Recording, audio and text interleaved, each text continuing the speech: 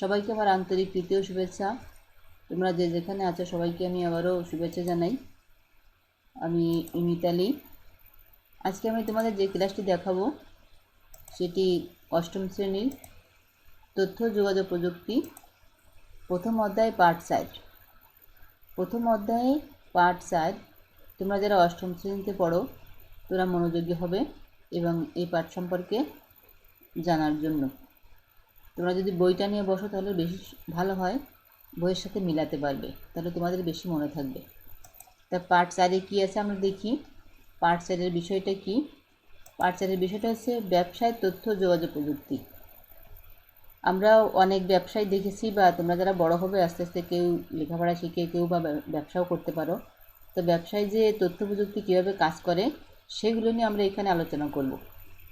ব্যবসায় তথ্য যোগাযোগ প্রযুক্তি। তাহলে আমাদের এখানে কতগুলো কথা লেখা আছে, দেখো আমরা একটু পড়ে নিই। জীবনে অন্য সকল ক্ষেত্রের মতো তথ্য যোগাযোগ প্রযুক্তি বা আইসিটি প্রয়োগ ব্যবসা বাণিজ্যের আমূল পরিবর্তনের সূচনা করেছে। অর্থাৎ আইসিটি কিন্তু আমাদের ব্যবসাকে আরও উন্নত বা পরিবর্তন এনেছে। উন্নত প্রযুক্তি ব্যবহারের ফলে কম সময়ে অধিক কাজ করা যায়, ফলে ব্যবসায় খরচ হ্রাস পায়। এতে ব্যবসায়ী একদিকে কম খরচে তার পণ্য বিক্রয় করতে পারে, অন্যদিকে মুনাফা বাড়াতে পারে। খরচ কমানোর অনেকগুলো উপায় আছে। অর্থাৎ যারা ব্যবসায়ী তারা চায় যেন আমার খরচটা কম হয়, আমাদের লাভটা একটু বেশি হয়। সেই খরচ কমানোর উপায়গুলো কি আমরা এখানে একটু দেখি। এগুলো বইতেই আছে, তোমরা একটু মিলিয়ে নেবে। খরচ কমানোর উপায়গুলো কি? খরচ কমানোর প্রথম উপায়টা হচ্ছে মজুদ নিয়ন্ত্রণ। অর্থাৎ যদি তোমরা বাজারের ব্যবসায় একটি বড় খরচ হলো পণ্যের মজুদ, বাজার চাহিদার সঙ্গে সঙ্গতি রেখে মজুদ নিয়ন্ত্রণ করতে হয়। অর্থাৎ যে বাজারে যতটুকু দরকার, পণ্যের দরকার, তুমি সেটা অনুযায়ী কিন্তু ওই পণ্যগুলো নিয়ন্ত্রণ করতে হয়।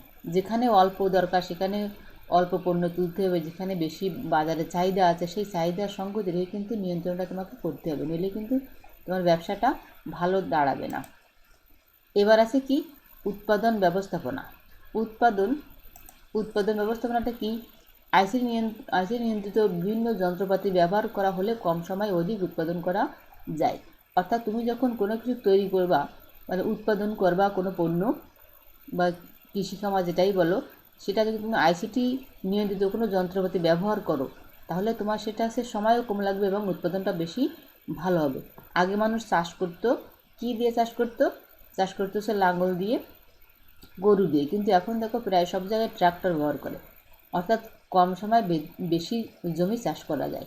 তাহলে এই যে আইসিটি যন্ত্রটা ব্যবহার করে খুব দ্রুত কাজ করতে পারে এবং উৎপাদনটাও ভালো হয়। তাহলে এরকম যদি আইসিটি যন্ত্রপাতি নিয়ন্ত্রণ করে বা ব্যবহার করে যদি ব্যবসায় কাজে লাগানো যায় তাহলে আরও বেশি উৎপাদনটা বাড়বে। এরপরে দেখো কী আছে, এরপরটা আছে উন্নত যোগাযোগ ব্যবস্থা। এই যোগাযোগ ব্যবস্থাটা কি? মোবাইল ফোন, ইন্টারনেট, স্যাটেলাইট সহ তথ্য যোগাযোগ প্রযুক্তির প্রধান উপকরণ যোগাযোগ ব্যবস্থাকে দ্রুত কার্যকরী করে তুলেছে। তাহলে এখানে কি কি আছে? যোগাযোগ, ব্যবসা করতে গেলে যোগাযোগ করতেই হয়। ব্যবসা করতে গেলে কী করা লাগে? যোগাযোগ করা লাগে। তাই এই কয়েকটা মাধ্যম এখানে দিয়ে দিয়েছে। দেখো প্রথমটা আছে মোবাইল। মোবাইলে আমরা কী করি? মোবাইল ফোনের মাধ্যমে যে কোনো স্থান থেকে যোগাযোগ করা সম্ভব। অর্থাৎ তুমি যোগাযোগটা কীভাবে করতে পারো? মোবাইল ফোন দিয়ে। মোবাইল এখন মানে সবথেকে সহজ বা মানে কম খরচে এই যোগাযোগটা করা যায়। মোবাইলের মাধ্যমে জানা যায় এক স্থান থেকে আরেক স্থানের যে পার্থক্য বা বাজারের যে পার্থক্য সেটা খুব দ্রুত কিন্তু আমরা যোগাযোগ করে নিতে পারি। এরপর আছে ফ্যাক্স। ফ্যাক্স কিন্তু এসএমএসের মতো ফ্যাক্সের মাধ্যমে জরুরি লিখিত তথ্য, ছবি তাৎক্ষণিক সঙ্গে সঙ্গে এটা প্রেরণ করা যায়। কিসের মাধ্যমে? ফ্যাক্সের মাধ্যমে। এরপর একটা দেখো আছে কি, এরপরে আছে ইমেল। ইমেল তোমরা অনেকে জানো। ইমেলটা কি? Electronic mail. এটা কিন্তু এসএমএসের মতো। ইমেল ব্যবসার জন্য খুবই গুরুত্বপূর্ণ, কারণ এর মাধ্যমে দ্রুততার সঙ্গে লিখিত যোগাযোগ করা যায়, এমনকি পণ্যের ছবি ক্রেতার কাছে পাঠানো যায়। অর্থাৎ তুমি যে পণ্যটা বিক্রি করবা সেইটা তুমি ছবি তুলে ক্রেতার কাছে তুমি পাঠাতে পারো যে এই ক্রেতা। এখন তো অনেকে ইন্টারনেটের মাধ্যমে এই ব্যবসা বাণিজ্যটা করে, অনেক জামা কাপড় পণ্য বেচা কেনা করে নেটের মাধ্যমে, অর্থাৎ আইসিটির মাধ্যমে। তারা কি করে, ছবি তুলে তার কাছে পাঠায়, যাতে যদি পছন্দ হয় তাহলে আবার যোগাযোগ করে নেয়, ঠিকানা দেয়, সেখানে আবার পৌঁছে দেয়। তাহলে আমাদের ছবি তোলার জন্য কিন্তু আমাদের আইসিটি ব্যবহার করার প্রয়োজন হয়। ইমেল এখানে যেগুলো আছে সবগুলো কিন্তু আমাদের প্রয়োজনীয় সরঞ্জাম। এবারে কী আছে, ইন্টারনেট। ইন্টারনেট তো আরও বেশি গুরুত্বপূর্ণ। এখন ইন্টারনেটে আমরা কি করি, সারা বিশ্বের সাথে যোগাযোগটা করতে পারি। ইন্টারনেটের মাধ্যমে পণ্য সেবার খবর সারা পৃথিবীতে ছড়িয়ে দেওয়া যায়। অর্থাৎ শুধু যে বাংলাদেশ তা না, বিভিন্ন দেশে কিন্তু আমরা খবরটা ছড়িয়ে দিতে পারি। সামাজিক যোগাযোগের মাধ্যমে সারা দেশে কিন্তু এই পণ্যের খবরটা আমরা ছড়িয়ে দিতে পারি। এরপরটা আছে ইন্টারনেট। অনেক ব্যবসা প্রতিষ্ঠানের বিভিন্ন দপ্তর ভৌগোলিকভাবে বিভিন্ন স্থানে ছড়িয়ে ছিটিয়ে থাকে। এসব ক্ষেত্রে নিজেদের মধ্যে সংস্থাপিত ইন্টারনেট ব্যবসা পরিচালনার ক্ষেত্রে প্রভূত উন্নতি সাধন করে। অর্থাৎ একটা প্রতিষ্ঠানের কিন্তু বিভিন্ন দপ্তর থাকতে পারে বিভিন্ন শহরে, এবং এই ইন্টারনেটের মাধ্যমে আমরা সেইগুলোকে সংরক্ষণ বা যোগাযোগটা করতে পারি, একটার সাথে আরেকটার সাথে যোগাযোগ করতে পারি এবং আমাদের এই ব্যবসায় উন্নতি সাধন করতে পারি। এরপরে কী আছে, এরপরটা হচ্ছে সঠিক হিসাব রাখা। অর্থাৎ তুমি যে ব্যবসা করবা সেই ব্যবসায় কী করা লাগবে, সঠিক হিসাবটা রাখতে হবে। নইলে তো তোমার ব্যবসার কত টাকা ইনভেস্ট করলে, কত টাকা ইনকাম হলো, এগুলো যদি তুমি না রাখো তাহলে তোমার ব্যবসা উন্নতি হবে না। ব্যবসার একটি গুরুত্বপূর্ণ দিক হলো সঠিক হিসাব রাখা। স্প্রেডশিট ব্যবহার করেই তাদের ব্যবসার হিসাব সংগ্রহ করতে পারে। এই স্প্রেডশিটটা কি, স্প্রেডশিট হচ্ছে স্বর্ণ একটা পাতা। অর্থাৎ আমরা তোমরা যারা আরও একটু কি বলে ব্যবহার করো, ইন্টারনেট ব্যবহার করো বা কম্পিউটার ব্যবহার করো, তারা স্প্রেডশিট জানো। এটা একটা এক্সেল শিট। এই শিটে আমরা কি করতে পারি, হিসাব রাখতে পারি, খুব দ্রুত হিসাব রাখতে পারি, এটা সংরক্ষণ করতে পারি এবং এ দিয়ে সহজে কিন্তু কাজগুলো করা যায়। যদি কোনো প্রতিষ্ঠানে অনেকগুলো কর্মচারী থাকে, অনেক কেনাবেচা হয় বা বিভিন্ন প্রতিষ্ঠানে যোগাযোগ করা যায় বা অনেক লোকের হিসাব করা হয়, তাহলে কিন্তু স্প্রেডশিটটা ব্যবহার করলে খুব দ্রুত কাজ করা যায়। এরপরেটা কি আছে, বিপণন। বিপণনটা কি, বিপণনটা এক কথা বলা যায় মার্কেটিং। অর্থাৎ ব্যবসা করতে হলে পণ্য বা সেবার বিপণন ও প্রচারে আইসিটি প্রয়োগের ফলে নতুন মাত্রা যোগ করা সম্ভব হয়েছে। অর্থাৎ এই আমাদের আইসিটির কারণে কিন্তু এই নতুন মাত্রাটা যোগ হয়েছে, এই বিপণন যোগ হয়েছে কিসে, ব্যবসায়ের ক্ষেত্রে। এরপরে দেখো কি আছে, এই বিপণনটা আমরা কেমন করতে পারি, কীভাবে নতুন নতুন মাত্রা যোগ হয়েছে সেগুলো আমরা দেখব। এরপরে পৃষ্ঠায় দেখো, এরপরে কি আছে, নতুন নতুন মাত্রাগুলো কি, যেমন বাজার বিশ্লেষণ। বাজার বিশ্লেষণ মানে কি, মানেটা হচ্ছে কি, যে কোনো নতুন পণ্য বা সেবার কাজ বাজারে চালু করার পূর্বে এ বিষয়ে বর্তমান বাজার সম্পর্কে জানা প্রয়োজন। কি বলেছে, যে কোনো নতুন পণ্য বা সেবা বাজারে চালু করার পূর্বে এ বিষয়ে বর্তমান বাজার সম্পর্কে জানা প্রয়োজন। অর্থাৎ তুমি যদি নতুন কোনো সেবা বাজারে চালু করো তাহলে কি করতে হবে, তোমাকে আগে থেকে সেই বাজারটাকে জানতে হবে।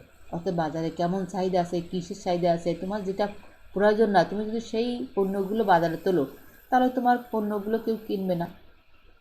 এই জন্য কী করতে হবে, বাজারটা আগে জানতে হবে, বাজার সম্পর্কে আগে জানতে হবে যে বাজারে আমার কিসের প্রয়োজন। ব্যবসার কিন্তু এটা একটা গুরুত্বপূর্ণ বিষয়, বাজার বিশ্লেষণ করা। আরেকটা কী আছে, প্রতিদ্বন্দ্বীদের সম্পর্কে তথ্য সংগ্রহ। প্রতিদ্বন্দ্বী বলতে কি, তোমার যেমন একটা প্রতিষ্ঠান আছে বা যেমন পণ্য আছে অন্যরও কিন্তু থাকতে পারে। কী লিখেছে এখানে, প্রতিদ্বন্দ্বী প্রতিষ্ঠানের পণ্য ও সেবা সম্পর্কে সহজে তথ্য সংগ্রহ করা যায় এই আইসিটির মাধ্যমে। অর্থাৎ কি, তুমি যে পণ্যগুলো আছে অন্যরও কিন্তু সেই একই পণ্য আছে, তাহলে তোমার কি দুজন একই হয়ে গেলে তার প্রতিদ্বন্দ্বী হয়ে গেলো। তাহলে কি তোমার কী করতে হবে, তারা কেমন পণ্য বিক্রি করছে, কীভাবে বিক্রি করছে সেটা তোমাকে আগে জানতে হবে। জানার পরে তারপরে তুমি সেই বাজারে তোমার এই মালামালগুলো তুলতে পারো, তাহলে তোমার কী হবে, ব্যবসাটা আরও ভালো হবে।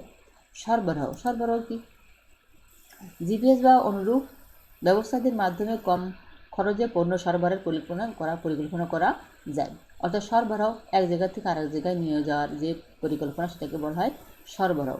তাহলে আমরা কি আইসিটির মাধ্যমে এই সরবরাহ কিন্তু সহজে করতে পারি। এবার হচ্ছে কি প্রচার। প্রচারটা কি, প্রচার হচ্ছে ওয়েবসাইট, ব্লগ কিংবা সামাজিক যোগাযোগ সাইটের মাধ্যমে স্বল্প মূল্যে এবং কখনো কখনো বিনামূল্যে পণ্য বা সেবার বিজ্ঞাপন প্রচার করা যায়। এই প্রচারটা হচ্ছে করা প্রয়োজন। যদি ব্যবসা করো তাহলে প্রচার না করলে তোমার ব্যবসা কিন্তু খুব ভালো উন্নতি হবে না। অর্থাৎ তুমি ওয়েবসাইটে বিজ্ঞাপন দিতে পারো, সামাজিক যোগাযোগের মাধ্যমে বিজ্ঞাপন দিতে পারো। অল্প মূল্যে কিন্তু এই প্রচারটা করা যায়। কখনো কখনো কিন্তু এখানে বিনামূল্যেই প্রচারটা করা যায়। প্রচার না করলে তোমাকে যদি সবাই না জানে, তোমার পণ্যটা সম্পর্কে সবাই না জানে, তাহলে কিনবে কী করে? এই জন্য প্রচারটা কিন্তু আমাদের খুবই গুরুত্বপূর্ণ একটা বিষয়। এরপরে কি আছে?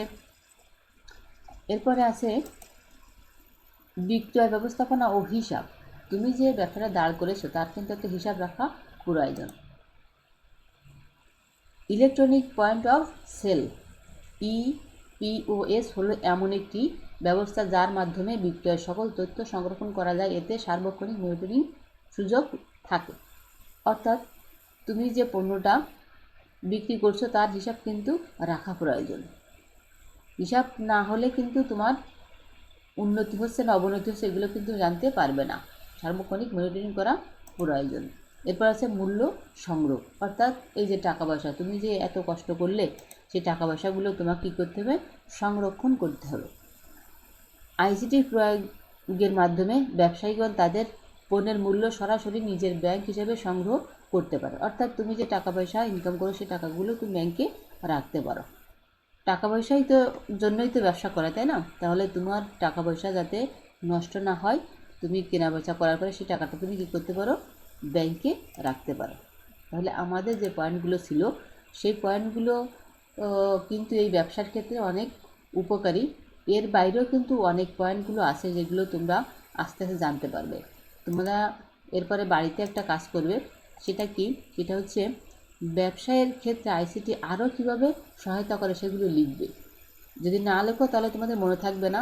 এই যে পয়েন্টগুলো বইতে আছে এই পয়েন্টগুলো ছাড়াও তোমরা একটু চিন্তা করবে যে এর বাইরে আরও কী কী পয়েন্ট হতে পারে, সেই পয়েন্টগুলো তোমরা লিখবে। এবং এই কথাগুলো তোমরা আরেকবার যদি শোনো বা দেখো, বইয়ের সাথে মিলাও, তাহলে তোমাদের আরও বুঝতে সুবিধা হবে। তো এতক্ষণ তোমরা আমার হাতে ছিলে, সেই জন্য তোমাদের সবাইকে ধন্যবাদ জানাই। আবারও তোমাদের দেখা হবে কোনো ক্লাসে। তোমরা ভালো থাকো, সুস্থ থাকো। সবাইকে আবারও ধন্যবাদ।